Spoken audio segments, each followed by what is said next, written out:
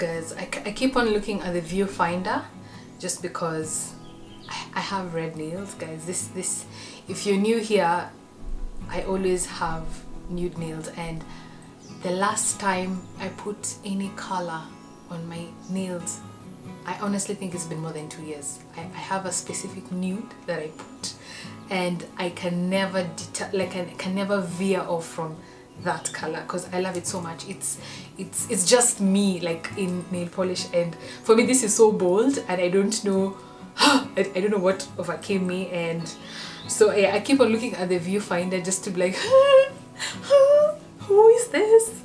Who is this? Yeah, but I think they look pretty.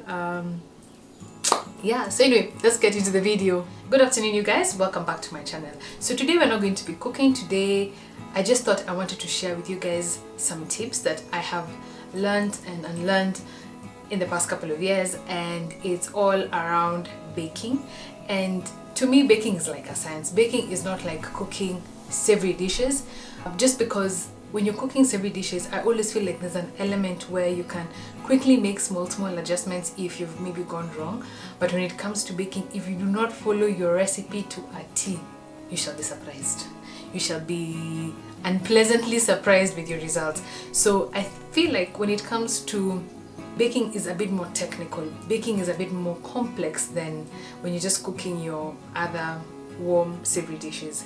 So I have accumulated a few tips over the last couple of years, and I have had to learn some of these tips, but I know that they will be informative, they'll be useful for you in your kitchen, and especially if you're wanting to embark on a new baking journey, or if you've been baking but you've been having small issues here and there. I feel like these tips are going to be very useful for you.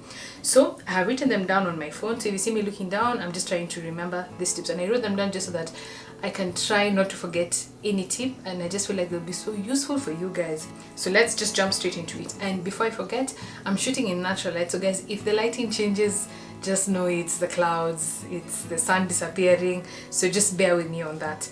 So tip number 1, you have to preheat your oven. Now, most recipes, when you read just after the ingredients, you will see the first step is to preheat your oven, and most authors who write all these recipes are actually quite smart to say that, just because, for example, if you're baking a cake and the temperature needed is like 350 degrees Fahrenheit, it takes time for your oven to heat from 0 to 350 degrees. So if you start with that, by the time you're mixing your ingredients and preparing your baking dishes, by the time it's ready, you know, the cake is ready to go into the oven, or what if it's your cookies or whatever it is that you're making, your oven will be ready to receive said cake, said cookie, and from there it's time management.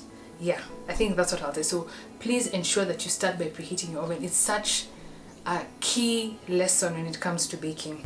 So tip number 2 is all about your thermometer, right? If, for example, you have an electric oven, then you're lucky enough, you're fortunate enough to have an inbuilt thermometer in your oven where you can just, you know, regulate the temperature that you want, and, you know, it's as simple as that. Now, I have a gas oven, and the reason why I bought a gas oven is just because it's more energy efficient, and yeah, it's just more energy efficient, and that's why I just wanted a gas oven over an electric one, because electric can get pretty expensive pretty fast. So for people like me who have gas ovens, do not worry, because it doesn't mean that because you don't have an inbuilt thermometer that you can't bake. No, you can absolutely bake.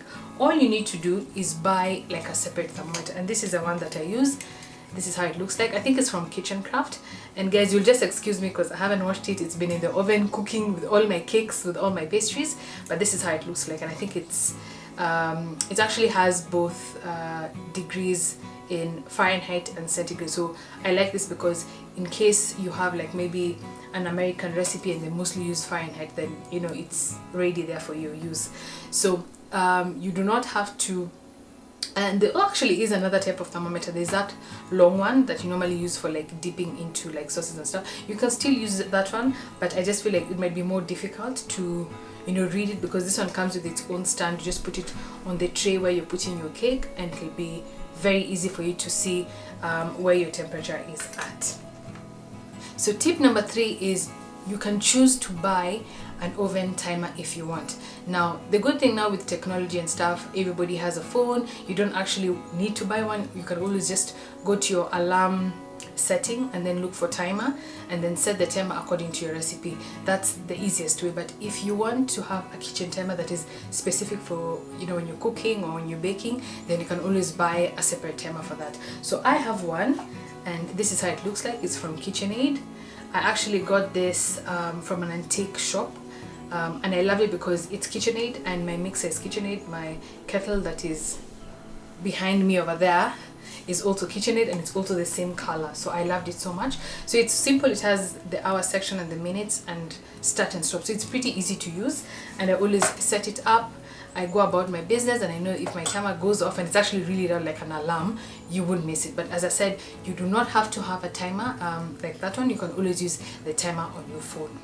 So tip number 4 is pretty straightforward, and it's all about your ingredients. You always have to ensure that you have everything you need before you start baking. And I mean, I know it's obvious, but guys, if you decide to make a chocolate cake, you cannot make a chocolate cake and then realize, oh my gosh, I don't have cocoa or I don't have cacao. You know, you can't just surprise yourself like that, you know what I mean? So you always have to ensure that whatever recipe that you're going to be using, ensure that you go shop beforehand and have all your ingredients ready, so that you don't have an opportunity to try and start replacing one ingredient with another, because as I said, with baking, that may easily result into a flop. So just make sure you have all your ingredients before you start baking. So tip number 5 is all about your equipment. You need to have measuring cups and measuring spoons before you embark on any recipe. So I want to show you guys what I have in my kitchen. So these are the measuring cups that I use, and these are the measuring spoons. Mine are stainless steel. You can get this in plastic, you can get this in glass or ceramic. I mean, in terms of material, there are endless options in the market. And also when it comes to availability, you can get them from like shops that sell bakeware, or alternatively you can actually get them from like supermarkets. But knowing me and how I hate plastic, of course mine have to be either stainless steel or glass. In fact, I actually want to buy ceramic ones that I saw recently, but that's another topic for another day. So anyway, I have a tip for you guys. In case you don't have the measuring spoons and the measuring cups, you can always use just an ordinary spoon and an ordinary cup. So let me give you guys an example. When I moved to the farm, I had to reside at my auntie's house. So I live on my aunt's farm because she's a partner in our business, but my house wasn't ready. So when I moved to her house, my house was not unpacked because we were still finishing up, you know, the interiors and all of that. So but I just had so much side to bake, and I was like, I'm not going to waste an opportunity just because I haven't unpacked. And she didn't have measuring cups and spoons, so I was like, but I really want to bake now, what do I do? So I just decided to use, like, if the recipe called for like a tablespoon or something, I'd actually take your normal tablespoon and use that as my measurement. If it was a teaspoon, I'd just use a normal teaspoon. And then if it's, you know, like asking for like a cup of sugar, this is what I would use. Now the only thing I'd have to emphasize is, if you're using this cup, don't start changing like that. You're using a cup of sugar using this, then when it comes to a cup of flour, you're using something else. Please don't do that. My tip here is, if you're using this cup, use this cup for all your cup measurements. Now of course there's a bit of room for error when it comes to this, because for example, if your recipe is asking for 3/4 cup, it's a bit hard to measure, like, because you have to eyeball everything. So you'd have to be looking like, Sasa, where does 3/4 cup look like, you know what I mean? So it's not going to be as precise if you're using your measuring cup or your measuring spoons. But either way, this is just a small hack in the event that you don't have those measurements, cups and spoons, as I showed you earlier. So just use one cup, and when it comes to spoons as well, use the same spoons. And I'm telling you guys, your cake or whatever it is you're making is still bound to be successful with a small margin for error. So tip number 6 is about the recipe. You have to follow the recipe. As I mentioned earlier, when it comes to baking, baking is a science. And I'm telling you guys, if you miss even one thing, that's it. As in, I won't even lie to you, whatever you're baking. So for example, if you're making a cake, it's bound to change. Yeah, you might be expecting your cake to be nice and spongy, it comes out hard just because you didn't follow the recipe. So if the recipe is asking for melted butter, use melted butter. If the recipe is asking for 1/4 cup of sugar, don't put half just because you like sugar. No, follow the recipe as it is, and if you end up not liking the recipe, always search for another one that will be more suitable to your taste preferences. So please follow the recipe as it's been depicted in the book, in the recipe book, or on your phone, or wherever it is that you get your recipes from. Please follow the recipes to a T, because baking, I'm telling you guys, baking is not, it's not like cooking. These are the things that you're cooking. Baking is so serious. You have to follow everything. And I'll give you guys an example. I love watching cooking shows, and one of my favorite cooking shows is MasterChef. Specifically MasterChef Australia. I'm just obsessed with that show. And it's a competition where they have amateur chefs who come and kind of test their limits, kind of learn in the process.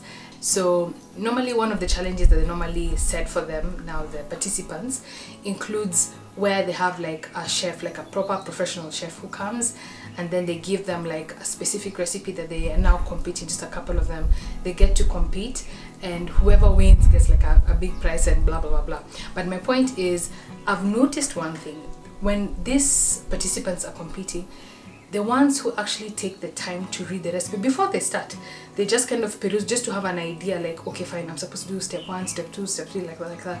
The ones who try and understand the recipe before they start baking are the ones who are bound to succeed more than the others. So, and the reason why it's important is because, for example, you might read a recipe and then realize, actually, this recipe requires me, if I start on item number 2, assuming like you have 3 items to prepare. So if you're starting with item number 2, it might actually save you so much time, because you've started there and then now you move to item number 1 and then now you finish with item number 3. You get what I mean? So it's important for you to read the recipe just to have a rough understanding. And I'm not saying waste all your time, like now reading, trying to think, okay, so, you know, Pythagoras theorem of the baking. No. Just read to have a basic understanding of what the recipe is requiring of you, so that once you start baking, then, you know, you're just moving at the speed of lightning. So tip number 7 is about preparation. So when it comes to ingredients, I will always advise you to prepare your ingredients in advance. And let me give you guys an example. When I'm making banana bread, and by the way, I have an awesome banana bread recipe on my playlist, so please just go to my channel and then you check out my banana bread recipe, and I'm telling you guys, it's the best. It's the bomb. It's the most moist banana bread that you guys are going to find. Anyway, when I'm making that recipe, I always have to mash my bananas beforehand, and if I'm not wrong, the recipe calls for 1.5 cups of mashed bananas. And now if, for example, I decide to start making the banana bread, and then I've mixed my sugars, my eggs, my flour, and my other ingredients, then when it comes to the bananas, I'm like, oh, okay, I haven't prepared the bananas, I have to go get my bananas, peel them, start mashing. You see, I'm wasting time. But if I had prepared the bananas, when it comes to mixing, everything is just chop, and it will save you so much time, and also your ingredients are not sitting, because again, don't forget, when you're mixing all these things, there's also a bit of a chemical reaction happening, and you don't want them to just sit waiting for you. And this is why I also emphasize that it is important for your oven to be ready, so that once you finish mixing everything, they go straight in and they start baking. So another example I'm going to give you guys is on buttermilk. Now, if you guys make homemade butter, then you definitely know there are normally 2 materials that come. So you have your buttermilk, and which is the wet ingredient, and then you have your solids, which is the butter. And I normally, of course, save the buttermilk for my different baking recipes, because especially when you're making, like, I normally use it for my orange cake recipe, my chocolate cake recipe. It's such a nice rich milk to use in your recipes, and I'll be sharing those recipes with you guys very, very soon. Now, when it comes to buttermilk, in the event that you don't have buttermilk, or if you don't make your homemade butter, and by the way, let me shamelessly plug another recipe that I've shared here. Please go and check out my homemade butter recipe that I shared a couple of months ago. It's so simple, especially if you can access fresh milk. It's the simplest thing to ever do, and especially considering how expensive butter is in the supermarket, please go and give it a try. Now, if, for example, you're using a recipe that requires buttermilk and you do not have homemade butter, there's a way you can make it, and it's very simple. All you need to do is use fresh milk, like a cup of fresh milk, and then now you take like a teaspoon of lemon or vinegar, you put it in your milk. Then of course it's going to curdle, it's going to look like it's going spoiled, it's going to go looking like sour cream, mala kind of consistency, and that's exactly how buttermilk looks like. So you see, it's a replacement if you can't actually make the actual buttermilk. And you see, it's something that has to sit for like 5 to 7 minutes once you've added your acid to just kind of, you know, formulate. So again, when it comes to preparations, you see, if you're preparing your ingredients beforehand, then when it comes to mixing, you've already prepared your buttermilk, and all you have to do is just add all your ingredients and you're done. So tip number 8 is you need to use room temperature eggs. Now, I store my eggs in the fridge, and I know most people also store their eggs in the fridge, or you might find people who store their eggs like, you know, somewhere on the kitchen counter. That's fine. But if you do store your eggs like I do, then you have to remove your eggs from the fridge, and then you let it sit in room temperature so it can just kind of acclimatize to that temperature so that you can use them for baking. If you use your cold eggs, you will notice that the consistency of whatever you're baking, so for example, if you're making a cake, you'll just notice that your cake is not light and fluffy as it could have been if you used room temperature eggs. So please use room temperature eggs. And it's interesting that most recipes actually don't tell you that. I don't know if it's just something people kind of expect you to know, but it's such an important tip that most people don't know. So please ensure that your eggs are in room temperature before you use them. So if you put them in the fridge, remove them the night before, or if you're baking in the afternoon, remove them in the morning and let them sit so that by the time you touch them, it's not cold. It's just as if you bought them straight from the store, because when you buy your eggs from the supermarket, they're not put in the fridge, they're actually on a shelf somewhere. So just ensure that temperature that you'll find them in the supermarket is what you have at hand before you start baking. And on the same note, even your butter needs to be room temperature, and butter is a bit relative. You'll find recipes that say your butter has to be either cold, or it might say, you know, use melted butter. So when it comes to butter, just check to see what your recipe states and ensure that you follow whatever your recipe is saying. But most of the time it'll just say 2 cups of butter. So when it's so random like that, please ensure that your butter is room temperature. And when I say room temperature, I don't mean melted. Melted is liquid. We're not talking about that kind of butter. And all I mean is butter that is, you can it looks solid. When you look at it, solid, but if you touch it, it's just so smooth. You know, it's like that kind of butter that if you were to spread, it'll just spread very easily on your bread. You get what I mean? So that's, for me, room temperature butter, and it mixes very well, especially when it comes to most recipes that start with mixing sugar and butter. So if it doesn't say, make sure that your butter is room temperature, and don't forget about your eggs, guys. So tip number 9 is about sifting your dry ingredients. So for example, if you have your flour and you decide to use it the way it is, because of course when you buy it in its packet, it's packed in there like sausages, you know what I mean? It's so tightly packed because obviously they're trying to ensure that there isn't much air to, you know, maybe make it get spoiled faster and stuff. So your flour is bound to be, you know, either like slightly lumpy and stuff. So just ensure that you sift your dry ingredients. Now, not all dry ingredients can be sifted, guys. You cannot sift sugar. I mean, like, come on. So sugar is one of those things that you can't sift, but for sure your baking powder, your bicarbonate of soda, your flour, and also some spices, for example like cinnamon, you can sift.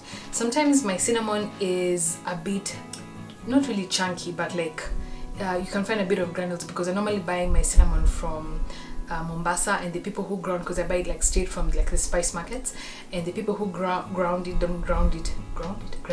The people who grind it don't grind it like fine. And when it comes to things like spices, I'm not like very strict, like where I have to sieve it. No, it's not that deep, you know what I mean? So if you can sieve it, if you can sift it, please sift it. But if you can't sift it, I mean, I don't think it's going to really alter your recipe that much. Of course, another thing that you can sift is your salt, depending on the kind of salt you're using. So if you're using table salt, then it's finer, so you can sift. So ensure, and especially when it comes to flour, make sure you sift your flour, because it's going to help your recipe be very consistent. And especially when it comes to cakes, you want your cake to be consistent in texture. You want your dry ingredients to mix properly, because if it's lumpy, a lamp won't be able to, you know, infuse very well, maybe with the salt, with the bicarbonate, because it's like one solid thing. But you see, if it's nice and smooth, everything is going to mix to perfection. So make sure you sift your dry ingredients. So tip number 10 is about your oven door. So make sure you don't open your oven door like when your cake is baking, just because if you open it, especially at the beginning, once you've put your cake in, have you ever seen those cakes that have like a crater? And the reason why that crater formed is because somebody opened the oven before the cake was ready. Because you see, the first couple of minutes your cake is rising because it has either bicarbonate of soda or it has baking powder, and it's rising. And if you open it too soon, then that process of rising is going to be interrupted and it's going to deflate. And the reason why it deflates is because there's a temperature that is inside, which is a temperature you set, for example 350 degrees Fahrenheit, and then you have your external temperature, now the temperature in your room. So let's say your room is 17 degrees as an example. So you see, there's a difference in those two temperatures, and now when the cold air from outside comes into the oven, it creates now that problem. So you do not want to do that. And the tip I have for you guys is, once you put your cake in or your pastry or whatever it is that you're baking, just use your window, the glass oven. I mean, that's why it's glass, so that you can beep. And if you're fortunate enough to have a torch, because most ovens actually have an inbuilt torch, just switch it on so that you can be able to see what's happening inside. And if you're not sure about when to open it, I would just advise that you wait until the minutes have passed. So for example, if your cake is baking for 35 minutes, just give it the 35 minutes. So if your cake is ready, then now you can open, because it's already risen and it's already gone through that process where the deflation is very likely to happen, because during the last couple of minutes it's very unlikely that your cake will start deflating. So just try and avoid. And I know this kind of sounds complicated, but all I can say is just try not to open your oven door at the beginning, the first half of the baking period. So for example, if it's a 1 hour cake, the first 30 minutes, try not to open your oven door to check on your cake. Just peep inside, switch on the torch, see what's going on. Alright, so those are my 10 tips, and I have 2 bonus tips because I love you guys so much. And the first bonus tip is still related to the tip that I just mentioned, which is about opening the oven door. So for example, sometimes I make a cake and I realize, let's say it was like a 35-minute recipe, and the 35 minutes have elapsed and my cake is still not ready. And how you can know that your cake is not ready is, maybe if you open the door again towards the last few minutes and you notice that your cake is jiggling, like if you shake the tray and you see it's jiggling, obviously it's not ready. And one of the ways that you can actually check to know that your cake is ready is by using a toothpick to poke inside, and if your toothpick comes out clean, then your cake is ready. If your toothpick comes out with a bit of cake batter, then that means your cake is not ready. And what I always do is I normally poke different, I mean, I first poke at the center, and if it comes out clean, then well and good.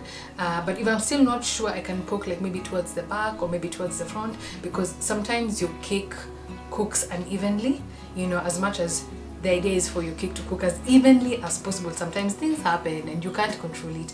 So always just put a toothpick. And now another tip is, I don't actually use a toothpick. I use a skewer, and a skewer is basically, you know, those mshkaki sticks. Actually, let me show you guys.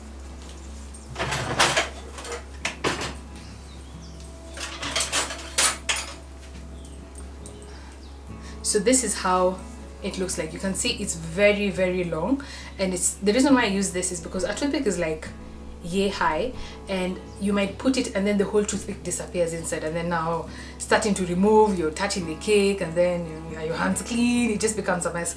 But if you're using like a mshkaki stick, it's deep enough for, I mean, you can't even have something that deep that is baking, like, come on, especially if you're baking at home, maybe commercially, but at home surely you can't have a baking dish that is this deep.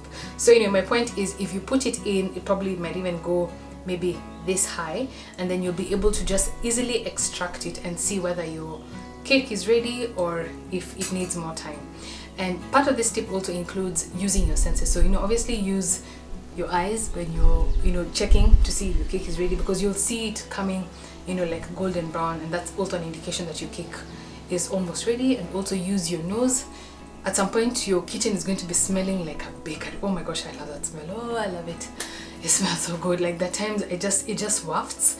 And what is interesting is my kitchen is actually quite close to a beehive, which is sometimes very scary because the bees sometimes come to my kitchen and I think they're thinking, kuna nectar, we are smelling something sweet and we want to know what it is.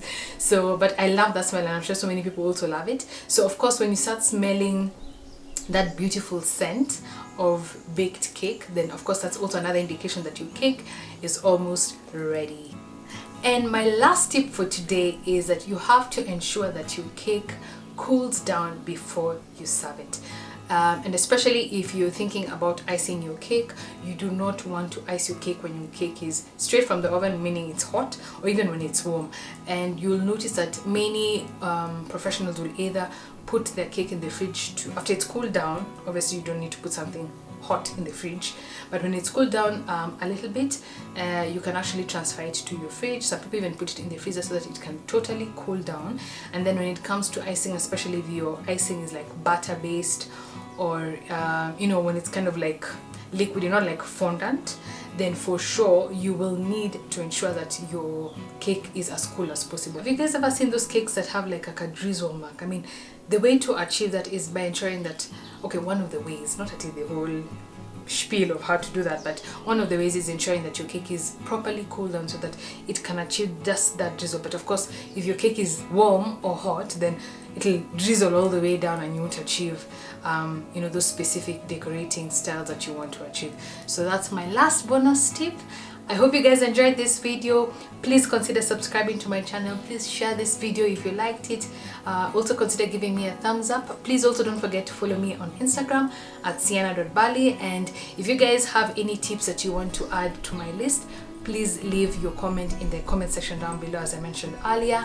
And I hope you guys have a good week, and I'll see you guys on the next one. Bye.